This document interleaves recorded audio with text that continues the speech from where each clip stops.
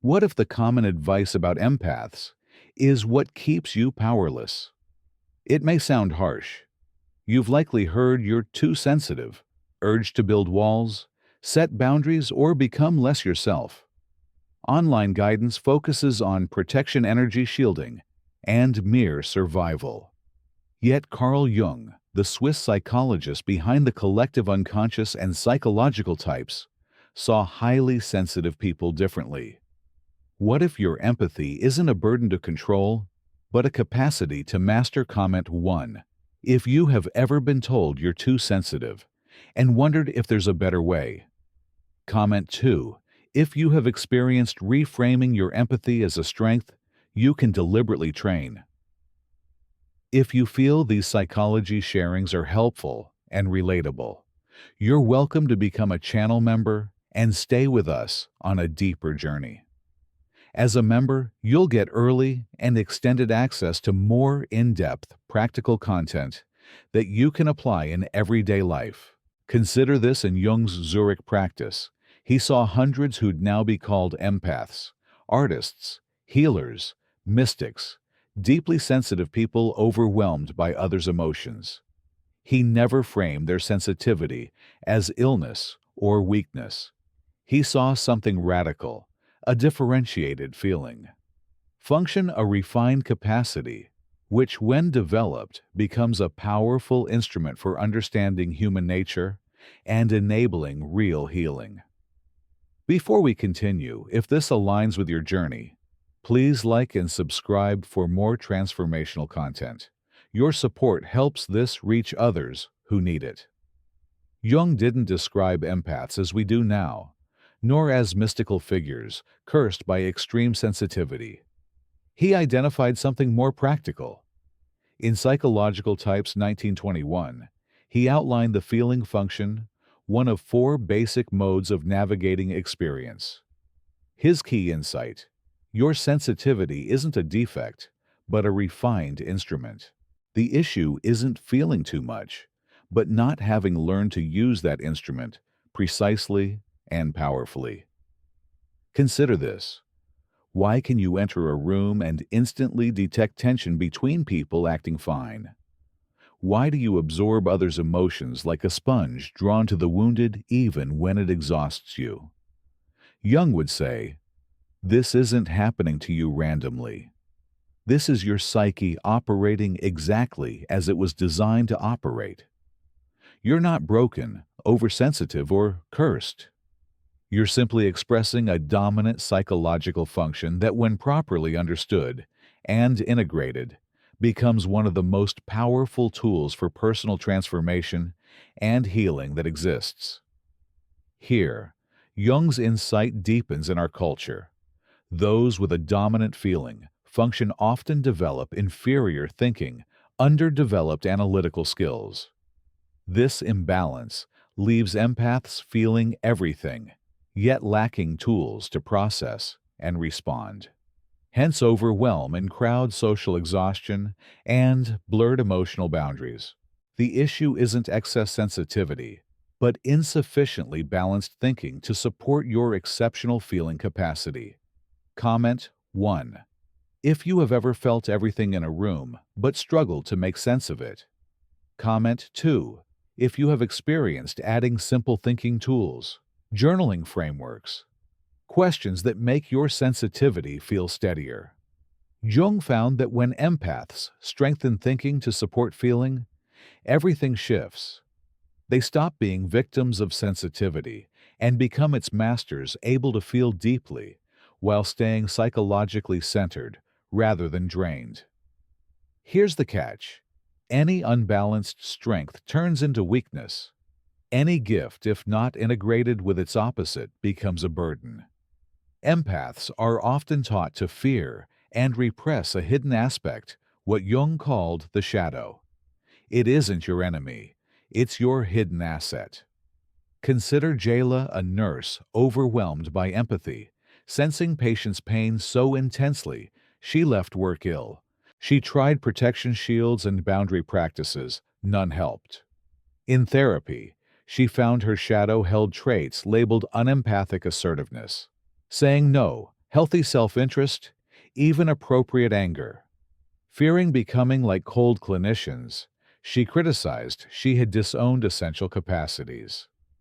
When Jayla integrated her shadow assertive, yet compassionate boundaried, yet open her empathy, shifted from liability to her strongest professional asset. She still felt patient's pain, but channeled it into skillful action instead of personal suffering. By the end of this journey, you'll know how to make the same shift, feeling deeply, while standing firmly in your own psychological space. Crucially, the darker, more assertive part you've avoided is the key to empowerment. This isn't about going cold or closing your heart. It's about becoming whole. It's about accessing a level of psychological strength most never realize exists, moving from Jung's unconscious empath who feels without understanding to a conscious empath who feels deeply and responds wisely. Are you ready to claim the secret weapon you already carry? Let's dispel some myths that keep you stuck. Despite good intentions, the modern empath narrative often harms highly sensitive people, casting you as psychic sponges who absorb negativity and require constant protection from toxic settings, positioning you as victims of your own sensitivity. Ask yourself, the more you focus on protecting against others' emotions, do you feel more overwhelmed? Why don't shielding and protection rituals bring lasting relief? What if the premise itself is flawed? Jung would find this both fascinating and troubling. In extensive work with highly sensitive individuals in his Zurich practice, he saw something different. What we call empaths are people with a dominant feeling function. This isn't mystical.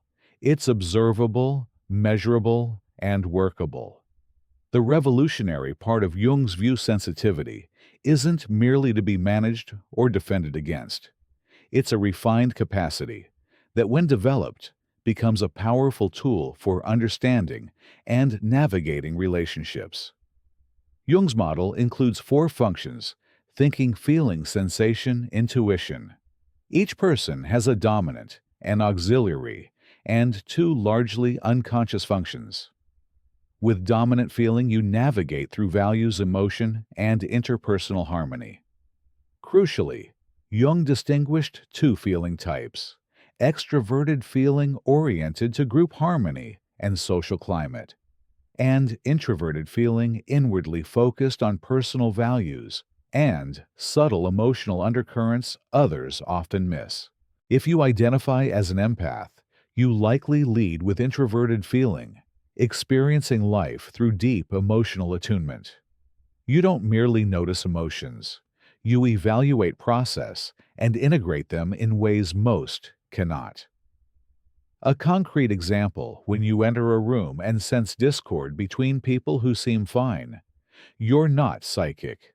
Your introverted feeling is processing what Jung called inferior function projections, the unconscious emotions others hide. Your psyche reads micro-expressions, tone, energetic incongruence, and body language beyond conscious tracking. That's why you often know others' emotional states before they do. Your feeling function works like a sophisticated emotional radar. You're detecting signals most people's psychological equipment can't register. Consider this: sensing trouble between 2 people isn't psychic. You're reading micro-expressions, tone, body language, and energetic patterns beyond conscious awareness. Your feeling function works like a refined emotional radar. When you absorb a struggling friend's pain, it isn't a curse of supernatural sensitivity. Your psyche is functioning as designed, creating deep, empathic resonance that enables profound understanding and healing. Here's the complication, and where Jung's insights are vital: people with a dominant feeling function face a distinct psychological risk others don't. He named it feeling type inflation, over-identifying with surrounding emotions until self other boundaries blur. You feel responsible for everyone's mood and sacrifice your needs, limits, and well-being to preserve harmony or heal others. Jung observed this repeatedly. He also grasped what modern empath advice often misses. The answer isn't walls or numbing. The answer is integration, wholeness. Going further, Jung noted that dominant feeling types often have auxiliary thinking. Thus, your empathic strengths can be balanced by cultivating logic, objective appraisal, and rational decision-making. This isn't suppression or becoming cold. It's what Jung called conscious cooperation between feeling and thinking. When they align, empathy grows, discerning, compassion-wise, and sensitivity powerful. Imagine it, rather than being overwhelmed, you sense what's happening and choose your response. Instead of absorbing others' pain, you offer real support without assuming responsibility for outcomes you can't control. This is psychological maturity for feeling types not less sensitive, but sovereignly sensitive. Hidden repressed qualities are precisely what balance your empathy, a part of you that is assertive, boundaried, even appropriately self-focused. Another part can say no without guilt, choosing when to engage or step back. You've been taught to fear it told anger is unspiritual, boundaries are selfish, and prioritizing needs makes you like the very toxic people you avoid. Jung saw something crucial. What you resist persists. Repressed traits don't vanish. They go underground and start steering your life unconsciously. Consider this: Jung believed those who trigger you most can be your greatest teachers, not to excuse their behavior, but because they reveal disowned parts of your psyche. Do you keep attracting the same types? The narcissist, exploiting your generosity; the victim seeking rescue; the energy vampire draining you. Jung would say these aren't random, but projections of unconscious material. The narcissist may mirror your repressed healthy self-focus. The victim, your avoidance of responsibility. The energy vampire, your unacknowledged neediness. This doesn't mean such people are good for you, or that you should stay. It means you'll keep attracting them until you integrate those disowned aspects. Hence the recurring draining relationships, the cycles of overgiving, and why empathy becomes exhausting instead of strengthening. The qualities you reject: healthy selfishness, appropriate anger, firm boundaries, don't contradict empathy. They're the missing pieces that make it truly powerful. Jung called this rejected aspect the shadow. For empaths, integrating it doesn't dull sensitivity. It makes it sovereign, transforming you from emotional victim to emotional warrior. What many miss about shadow work: the goal isn't eradicating the shadow or perfection, but a conscious relationship with all parts of the psyche, acknowledging, understanding, and integrating what you were taught to reject.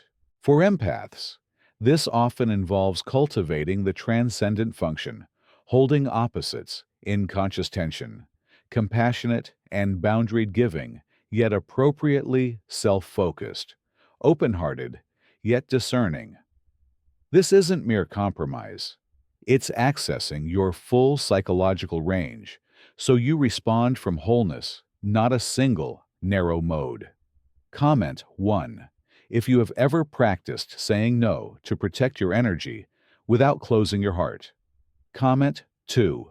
If you have experienced swinging from overgiving to shutting down and are learning to hold empathy and boundaries together. Now to Jung's most radical insight: the shadow. From the start, understand your shadow isn't evil, a dark force, or a demon. It's simply the set of parts you've learned to reject, repress, or deny. For many empaths, the shadow holds the unlived life qualities that contradict a self-image of gentle, giving, harmony seeker. As Jung said, everyone carries a shadow, and the less it is embodied in the individual's conscious life, the blacker and denser it is. For empaths, the shadow often includes anger, selfishness, saying no, prioritizing your needs, and the strength to leave draining situations. You were taught these are bad anger, unspiritual selfishness, wrong boundaries, narcissistic. Jung knew rejected traits don't vanish when repressed. They go underground and steer life unconsciously. Hence, repeating the same relationships over giving to exploiters and empathy, feeling like a burden, not a gift. Consider Jung's shadow possession common in empaths repress qualities long enough, and they don't stay buried. They leak out unconsciously, often at the worst moments. Snapping after months of tolerance, sudden resentment toward those you help, or flood-like emotional breakdowns aren't character flaws or spiritual failures. That's shadow possession, your unconscious attempting to rebalance by forcing contact with the qualities you've rejected. Jung saw this often. He treated healers, therapists, and caregivers ashamed of uncharitable thoughts toward those they served. They didn't grasp their anger or resentment. Jung saw it not as a problem to erase, but information to integrate. Such emotions aren't spiritual failure. They signal imbalance. For example, Jung worked with a devoted caregiver to her elderly mother, outwardly patient and selfless, yet secretly resentful, fantasizing escape, even wishing for her mother's death. She believed these thoughts proved she was selfish and unloving. Jung showed the thoughts weren't the problem. The issue was never acknowledging the real burden sacrifices and her need for freedom and autonomy. When she consciously integrated shadow feelings, owning resentment, yet continuing to care, recognizing autonomy needs while staying committed, the intrusive thoughts eased. She felt fully, yet acted from love and choice, not compulsion. Another example, intense irritation at a selfish coworker or self-centered friend. How can they be so inconsiderate? Jung would call this a shadow projection. The trait that most bothers you in others often reflects a disowned part of yourself. Here, you may be projecting your repressed capacity for healthy self-focus and labeling it selfishness. And here's what's brilliant in Jung's approach. He treated irritation not as a problem, but as data. He wrote, "Everything that irritates us about others can lead us to an understanding of ourselves." The self-centered person mirrors a missing skill, prioritizing your needs without guilt. The friend who dominates conversations models what your shadow urges, taking up space, and sometimes centering your own experience. A client, call her Maria, was a classic empath prioritizing others ever available in crises, soaking up the room's emotions. She sought therapy, exhausted and resentful, baffled by her pattern of attracting needy, demanding people. Shadow work showed Maria her core trigger. Others' entitlement, the assumption her time and energy were theirs. Deeper down, she lacked healthy entitlement herself. She didn't believe her needs mattered as much. Those difficult people exaggerated a missing skill, self-advocacy, mirroring the belief she needed to integrate her needs and boundaries deserve respect. Hence shadow work's power for empaths, rather than attracting and resenting people who carry your disowned traits, you integrate them consciously. Integration isn't becoming what you dislike. It's a middle path, accessing these qualities consciously and appropriately. As Maria integrated her shadow, she didn't turn selfish. She developed conscious selfishness, treating her needs as equal to others. She said no without guilt, asked for support, and prioritized well-being without betraying her empathic nature. Fascinatingly, as Maria integrated, needy people either changed their dynamic with her or faded out. Once she owned assertiveness, she no longer attracted others to carry it for her. That's the power of shadow integration. Develop the disown traits yourself. And, rather than being triggered, get curious about what others reveal about your unconscious patterns. Another key Jungian idea for empaths: enantiodromia, when an overused attitude flips into its opposite. You give endlessly, absorb pain support through crises, then suddenly feel resentment or cut off entirely, swinging from full engagement to withdrawal. This isn't a flaw, but the psyche restoring balance. The shadow tries to protect you from self-abandonment, yet without conscious integration, it erupts unconsciously and can be destructive. Jung noticed something striking: empaths, who swing from giving to resentment, may be nearer to integration than perpetual self-sacrificers. The psyche is attempting a correction, pushing shadow traits into awareness. Rather than eliminating these swings, Jung treated them as openings for growth. Resentment, anger, the urge to withdraw. These aren't spiritual failures, but invitations to explore your unlived parts. Every empath's secret weapon is conscious shadow integration, building relationship with the parts you feared or rejected. Often, this is the inner warrior, the part that says no, protects energy, and prioritizes well-being without guilt. It's appropriate selfishness, valuing your needs equally. Not coldness, but individuation. Psychological wholeness, accessing your full range rather than one narrow corner. With shadow integration, empathy becomes an active choice, not passive absorption. Interactions energize rather than drain.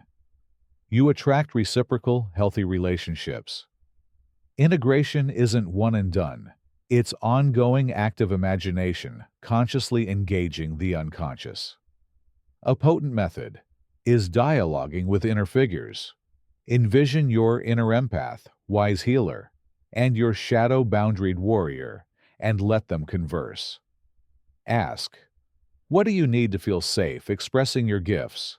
And how can you protect and support the empath without shutting down the heart? Such dialogue draws on both wisdoms. The real secret weapon is courage to be psychologically complete, embracing parts conditioning taught you to reject. Now for practice, how do you integrate the shadow and shift from emotional sponge to sovereign empath, feeling deeply?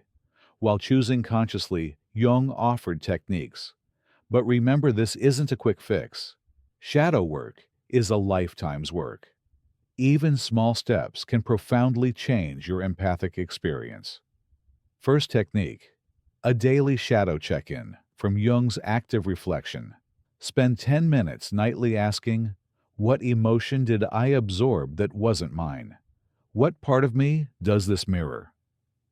What quality in the other person triggered me most? Example, after time with a constantly complaining friend, you feel drained and frustrated. In the check-in, you see the real trigger, their victimhood, refusing responsibility. Crucially ask, what part of me does this mirror? You may find your own pockets of victimhood or avoided actions, or notice you've complained about sensitivity rather than developing it. This isn't self-criticism, but self-awareness, reclaiming energy from judgment and investing it in growth. Second, adapt active imagination. In quiet, visualize your shadow as a figure, often a strong, boundaried warrior or business person. Don't reject it. Dialogue. What do you want me to know? What do you need? How can I honor your strength without abandoning compassion? Though odd at first, Jung found a respected shadow becomes an ally, not an enemy. Your inner warrior isn't out to destroy empathy. It protects it, helping you choose when and how to engage. A client, Gila, learned via active imagination that saying no to some is saying yes to those who truly merit her energy. This warrior wasn't selfish, but discerning, guarding precious empathic gifts from being drained without appreciation or reciprocity. Fourth, apply active imagination to relationships. In a draining exchange, don't fix or absorb. Pause and ask, what part of my psyche does this person represent? What quality have I feared developing? This doesn't excuse harm. It turns interactions into data for growth. A non-reciprocator may signal your need to receive care. A chronic canceller may mirror your difficulty disappointing others when necessary. One of the most powerful practices Jung recommended for empaths is conscious boundary setting, not walling off or shielding from others' emotions, but cultivating Jung's differentiation, the capacity to tell your inner material from someone else's. Try this exercise when someone shares problems. Pause, take 3 mindful breaths, then ask, is this my emotion to carry? What would it look like to care about this person without taking responsibility for fixing their situation? How can I offer genuine support without losing myself in their experience? This cultivates what Jung called conscious love, caring deeply without fusing unconsciously. It marks the line between empathy and codependency, compassion and emotional enmeshment. Jung stressed holding the tension of opposites. For empaths, practice empathy and detachment, giving and receiving openness and boundaries. The aim isn't a fixed midpoint, but flexible conscious shifting to fit each situation. He also valued ritual, not protection spells, but individuation. Rituals, practices affirming your commitment to psychological wholeness. Build simple daily acts, honoring empathy and sovereignty. E.g., 10 minutes of morning journaling, asking, how do I want to show up in the world today? What qualities do I want to embody? How can I honor both my sensitivity and my strength? Or take a walking meditation, using active imagination, dialogue with inner parts. Ask your inner empath its needs. Then your inner warrior, how to protect and support that sensitivity. The key is steady, conscious attention. Jung held that the psyche responds to regular awareness. Small daily practices beat sporadic attempts to fix sensitivity.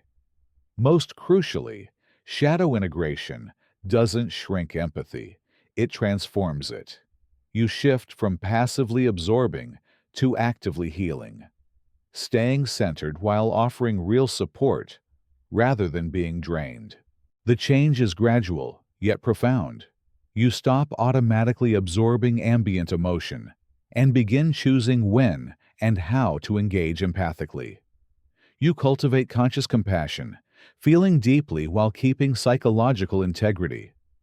Relationships shift, fewer wounded fix-me dynamics, more reciprocal connections that value, not exploit your gifts.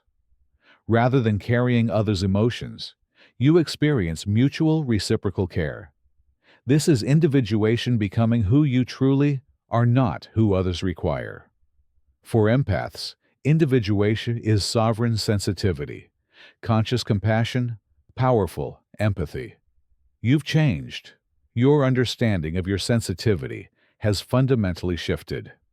You now view sensitivity not as a burden, but as a refined instrument to master.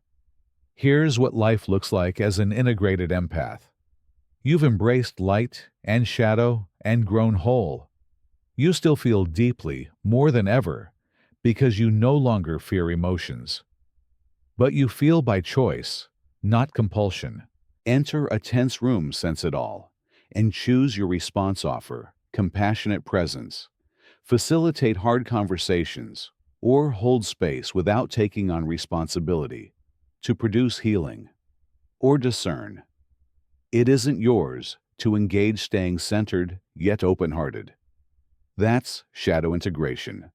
The inner warrior doesn't blunt compassion. It makes it more conscious, effective, and sustainable. You now love without self-loss, give without depletion, care without sacrifice. Others notice. Energy vampires transform or drift away. They stop gravitating to you.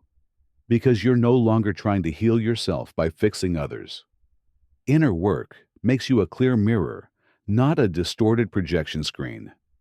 In turn, you attract healthier bonds people who value, not exploit your gifts, who receive empathy without dependence, who reciprocate care and support. One surprising outcome when empaths integrate the shadow. Jung observed the transcendent function often emerges. It's the ability to hold opposites in conscious tension, soft and strong, open and boundaried giving and receiving. Not compromise, but Jung's both, and not either or. You needn't choose empathy or strength, nor trade sensitivity for boundaries. You can be fully empathic and fully sovereign simultaneously. Consider David, a social worker burning out from absorbing clients' trauma. He felt guilty, wanting protection, believing true compassion meant suffering for others. Shadow work revealed not only boundaries, but wisdom about sustainable helping. His inner warrior aimed not at coldness, but at long-term effective compassion. After integrating his shadow, David still empathized deeply, yet stopped carrying trauma home. He cultivated professional love, deep care with clear roles and responsibilities. Remarkably, clients progressed faster. Once he stopped absorbing their burdens, they built their own healing capacity. His integrated empathy catalyzed growth instead of enabling dependence.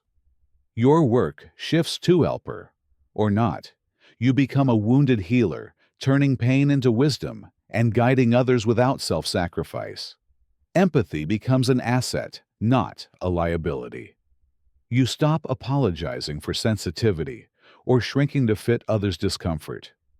You recognize deep feeling as a gift when used consciously and appropriately. This is individuation becoming who you truly are, not who others need. For empaths, sovereign sensitivity, powerful empathy, conscious compassion. Crucially, individuation isn't a finish line, but a lifelong process. This shadow work is a beginning. As you grow, fresh shadow aspects and integration opportunities arise. That's a gift. Your psychological depth keeps expanding. Every challenge, hard relationship, and overwhelm becomes a chance to deepen integration and widen consciousness. Jung held that dominant feeling types have a role in human evolution. In a culture privileging thinking over feeling and achievement over healing, empaths can restore balance when operating from wholeness, not woundedness, wielding sensitivity consciously, rather than being victimized by it. Your journey doesn't end here. It's truly beginning. Individuation is lifelong work, ongoing growth, integration, conscious development. This shadow work is foundational. Go deeper into Jung, read man and his symbols, to learn dream and image language. Explore archetypes and the collective unconscious shaping empathic patterns. Consider a Jungian analyst or dream group to deepen integration. Above all, trust yourself. Sensitivity is needed when rooted in wholeness, not wounding. Treat empathy as a weapon in the best sense, a tool for healing, transformation, and conscious connection. You now share the core secret. Strength comes not from walling off feelings, but from integrating all parts, letting you feel deeply while standing firm in your own psychological space. Your secret weapon isn't mystical. It's practical. The courage to be wholly yourself, light, and shadow integrated feeling and thinking, aligned empathy and boundaries in harmony. One final Jungian insight. The ultimate aim isn't only personal wholeness, but service to the collective unconscious, using integrated awareness to help heal wider patterns of suffering and unconsciousness. This is where your story stops being only personal development and becomes culture work. In Jung's language, the integrated empath constellates the wounded healer archetype, You don't cure by absorbing others' pain. You midwife, meaning from it. Your boundaries become a vessel, not a wall like the alchemical retort that allows transformation without explosion. Watch what happens when you hold your center. You start noticing synchronicities that align service with sanity. Right mentors, right causes, right timing. This isn't mysticism as escape. It's psyche cooperating with life. Jung would say the self seeks realization, not just in you, but through you into families, teams, institutions. Practically, this looks like ethical empathy, naming what you feel, choosing what you carry, and acting where your effort has real leverage. It looks like refusing enactments of rescue while still offering presence, translating atmosphere into truth-telling that shifts rooms, designing systems that reduce suffering instead of endlessly mopping it up. Individuation was never private. It radiates.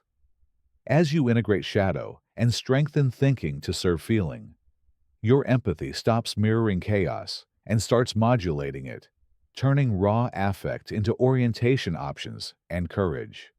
That is sovereignty in service, a clear heart, a steady mind, and a task that is unmistakably yours. As an integrated empath, you serve as a bridge between conscious and unconscious. Your refined capacity to feel sense and know becomes a gift to humanity, not just yourself. You're not too sensitive. The world needs people like you, those who feel deeply sense what others miss and foster healing and connection when it's done by conscious choice, not compulsion. Welcome to being a sovereign empath, wielding sensitivity as a conscious tool for transformation, yours and others. Welcome to the integrated life Jung knew was possible for those who do the deep work. Your secret weapon was always there. Now you know how to use it. Comment 1 if you have ever felt the shift from absorbing others' emotions to choosing when to engage. Comment 2 if you have experienced healthier, more reciprocal relationships as your empathy became sovereign. If you'd love to keep receiving more meaningful videos about psychology, healing, and understanding yourself better, consider supporting the channel by becoming a member. Your registration not only unlocks more valuable content for you, but also gives me the motivation to keep creating and sharing regularly.